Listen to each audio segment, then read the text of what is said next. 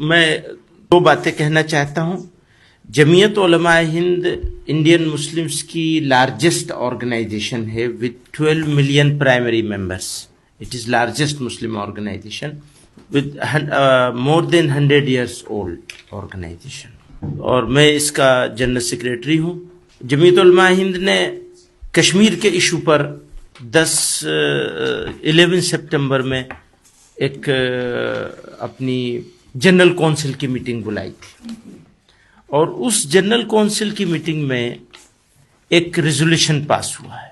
اس کے 3 پارٹ ہیں. ایک پارٹ ہے لوگوں کو جو تکلیف ہو رہی ہے اس وقت، وہاں کی جو سچویشن ہے، اس کے لیے گورنمنٹ سے کہا گیا کہ اس سچویشن کو جلدی سے چینج کیا جائے، ایز کیا جائے، اور لوگ آسانی سے اپنی زندگی گزار سکیں.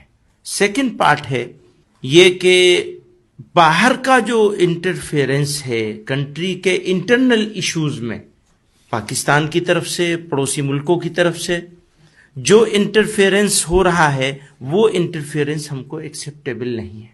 کشمیر انڈیا کا اٹوٹ انگ ہے. ان دس کیا کہیں گے آپ؟ انٹیگرل پارٹ ہے. کشمیر انڈیا کا انٹیگرل پارٹ تھا، ہے اور رہے گا.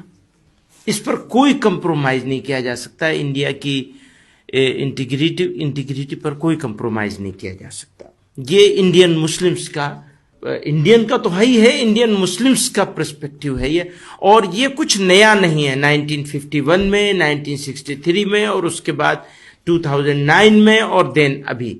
تو یہ جمعیت علماء ہند اس بات کو پہلے سے 51 میں کہا، 63 میں کہا، 2009 میں کہا، اور اب کہا ہے.